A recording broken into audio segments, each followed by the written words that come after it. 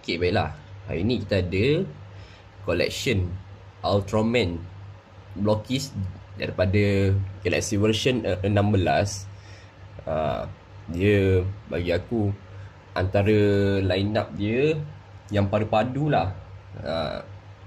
Sebab semua Ultraman dan tak ada kaiju. Even Dark Ultra pun dia, aku cakap ada orang cari juga. Okay, yang pertama kita ada Ultraman Legend.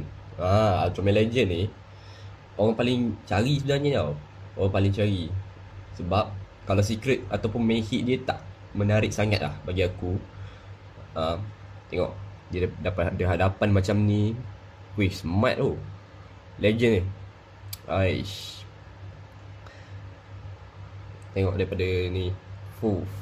Dia articulation dia pun dah upgrade tau untuk Ultraman GW16 ni. Okay, second pula kita ada main hit tau. Kita ada main hit iaitu Ultraman Rega.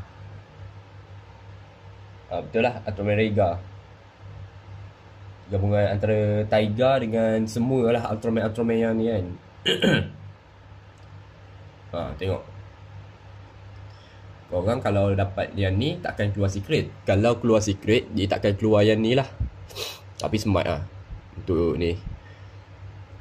Tapi yang peliknya, kenapa Blockies tak keluarkan Taiga dulu sebelum keluar Rega ni?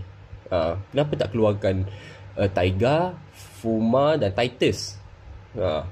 Kenapa tak keluarkan yang tu dulu? Kenapa keluarkan yang ni dulu? Aku pun tak faham. Okay, seterusnya kita ada duo ni lah, duo component of legend lah, iaitu Ultraman Cosmos dan Justice.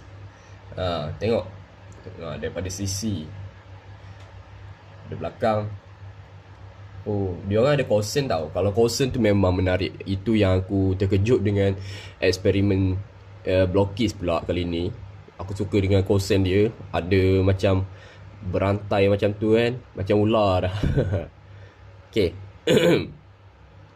Next pula kita ada duo Dark Ultra sebelum ni, iaitu Ultraman Trigger dan Ultraman Belial Early Style. Tengok, Trigger dia pegang spek dia dan Belial pegang Beliarok yang versi transparent, yang seperti yang Ultraman Z Delta Rise Claw tu kan.